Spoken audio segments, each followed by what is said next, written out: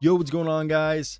Arizona has had so many players in this year's Who Is draft series. And now we're on Jaden Bradley. I want to hear your thoughts down below. What do you guys think of him? Expectations, projections, and any other thoughts in the comments. It'll be interesting to read those. If you want more content like this, hit that subscribe button. We're on the way to 20,000, and I can't get there without your help.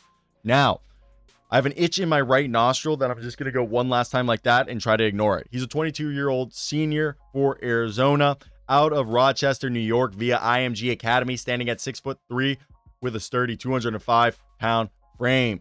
And now he's looking like he's going to be a second-round pick, and he could be one of those veteran guards who ends up being a second-round pick and can be a guy who cracks the rotation due to the fact that he's a steady, mistake-free point guard who really, in my opinion, in 35 games so far this season at the time of this video, 13 points, 4.5 assists, while shooting 46% from the field, 40% from three, 80% from the free throw line on over 4 attempts a game. He's a guy who runs the show with a steady hand, consistently making smart decisions and keeping the offense flowing without forcing the issue.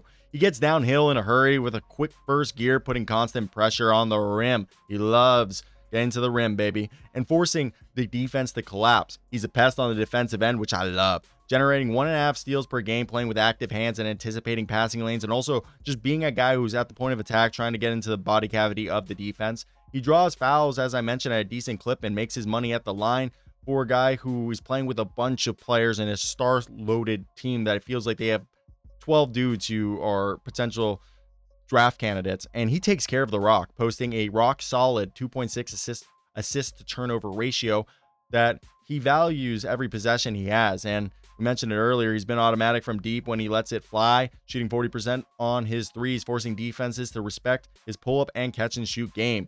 He's a guy who also shows some legitimate 3-level scoring pop, mixing in a little bit of those mid-range pull-ups and tough finishes around the basket. He plays with a competitive motor that never stops, competing on both ends, and he's got a great leadership presence that we can see for this Arizona team. He exploded for 27 points against Florida to open the season and dropped 26 on BYU late January, showing he can carry the scoring load even when he has some of the better prospects in the United States playing alongside him. He dished out 10 dimes twice this season, as he's a guy who can run the offense as a lead initiator, being the pure point guard.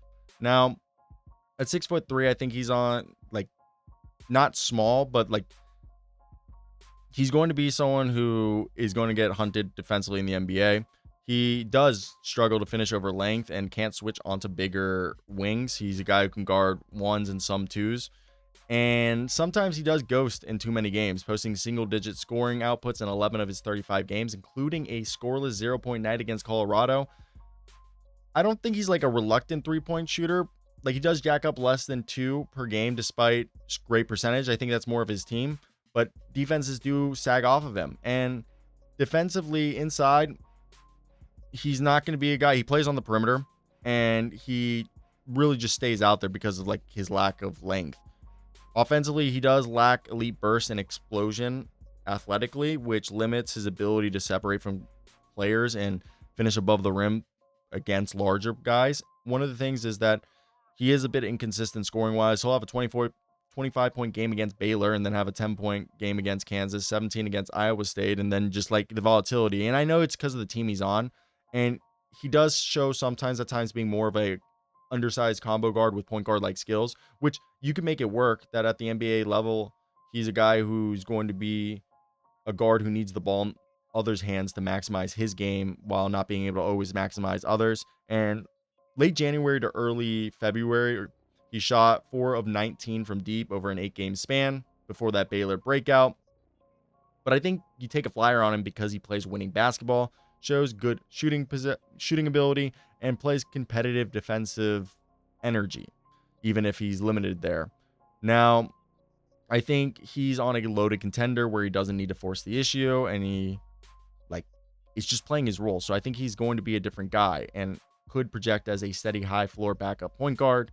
To me, we're looking at a guy who could be like a Cory Joseph that carves out a decade-long career. He's got a sturdy 200-plus pound frame, who plays rugged defense, hits his free throws, and protects the basketball. Every contending team needs a mistake-free initiator off the bench that can play either guard spots. And I think Jaden Bradley encapsulates that pretty well. So let me know your thoughts if you made it to the end. What do you guys think of Jaden Bradley? And if you guys agree with what I said, like, comment, and subscribe.